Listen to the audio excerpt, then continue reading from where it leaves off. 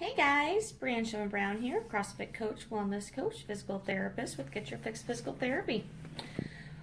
What I wanted to address today, as I mentioned in the little brief thing here, is on foot pain, specifically more so with people with flat feet.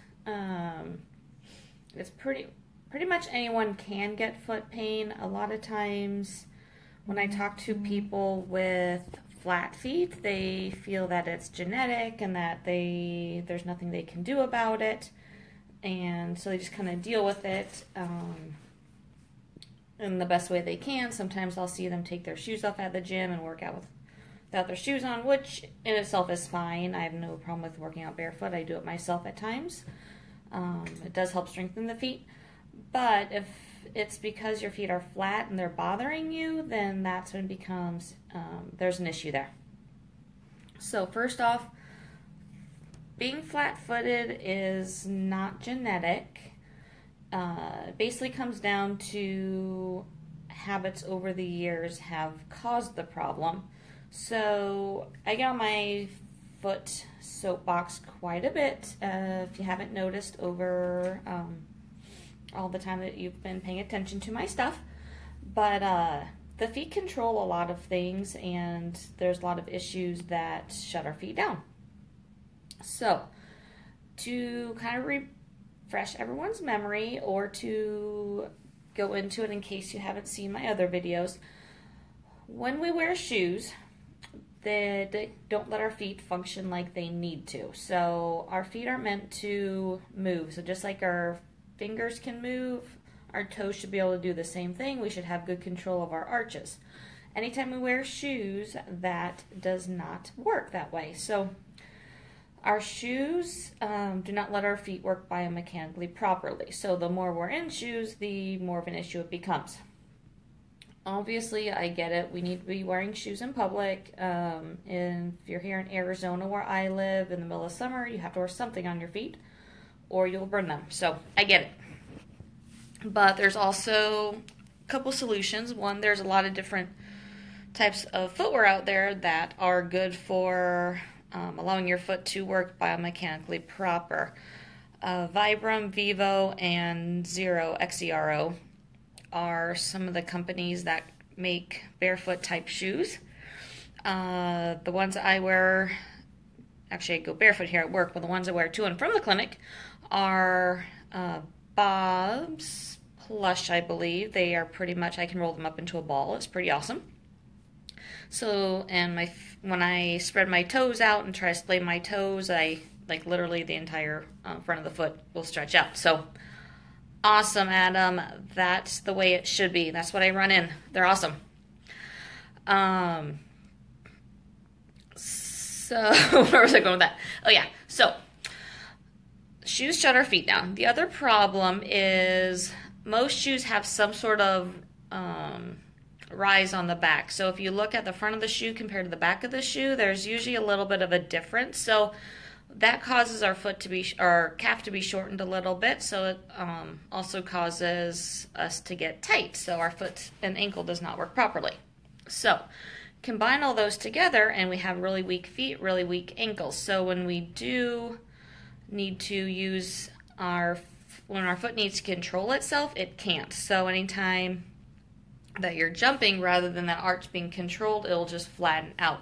So over time, those muscles get really, really sore. They get really, really even weaker, and it causes what looks like a foot collapse of the joints. In reality, the majority of the time, those muscles are just really weak. So if you start strengthening them, you get more control of that foot, and you should notice that arch start to form again. Now, if it's been a long time, it's not going to be overnight by any means. Just like if you start going to the gym, you're not going to all of a sudden go from lifting a 45-pound barbell overhead to a 150-pound barbell overhead in a couple weeks. It's going to take time. Feet are the same way. It's going to take time to get those feet stronger.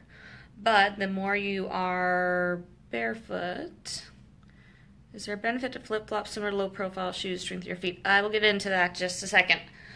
But the more you're barefoot, the stronger and the more you strengthen your feet, the stronger your feet will become. So, like for me, I wear shoes as little as possible, but I also do foot exercises to strengthen my feet, strengthen my toes. And if you go to my YouTube channel or my Facebook page or my website, there's quite a few videos on strengthening the feet. So if you're interested in that, you can definitely check those out. And I can throw the links on here once I'm done. So flip-flops compared to low-profile shoes. Okay, so flip-flops and most sandals, I'm going to say no. So when you walk, you need to actually kind of push off those toes in order for our foot to function properly. When you're wearing flip-flops or other shoes that you actually need to kind of hold your toes, hold the shoe on, then you're scrunching those toes up rather than letting them extend as we toe off. And so we're actually counteracting what the foot's supposed to do. With that said, I still do wear flip-flops occasionally, just not for long periods. So if I'm just running to the grocery store, I'm going to be wearing them for maybe an hour or two. I'll wear them. If I'm going to be gone all day, I usually am not going to be wearing them. So there's some good and bad there's definitely some good and bad to them. I will not promote them for long periods, but for short periods, I get it. It's the summer. I'm in Arizona. You're going to go to the pool. You're going to go to the beach. You're going to be wanting to wear something that's just kind of a slip-on. So that's that. Mario. How do I know if the pain in my heel is a muscle issue or bone? It hurts most when I wake up in the morning. There could be a bone spur there. With that said, all bone spurs are caused by an abnormal pull from the muscle on the bone because things are tight or not moving properly. So it could be a bone issue, but it's caused by more of a muscle or tendon issue. As far as the bottom of the foot, a lot of people blame that on plantar fasciitis or call it plantar fasciitis most often. It could be that. That's rare that it actually is. Typically, it's more of the deeper muscles, the smaller muscles in the foot that are causing a lot of that stuff. Are getting tight. And so typically that's going to be what causes it. And then first thing in the morning, you're putting weight on that foot. It's causing it to stretch out, pulling on that heel. So I would say most likely that's probably what's going on. A lacrosse ball is really good to start loosening that up. So maybe you can do it before you get up in the morning, but just in general, rolling it out on a lacrosse ball kind of during the day can help you. So I would say try that. So yeah, any other questions before I go? Otherwise, I will call it a day for this, and I will touch base with you again maybe this weekend, otherwise next week. So if you have any other questions regarding your feet, definitely post them on here and I will get back to you, or message me directly and I will answer whatever questions you may have. So hope you're all having a fabulous day, and I'll talk to you later. Bye. Oh, wait. Oh, hey, Joel.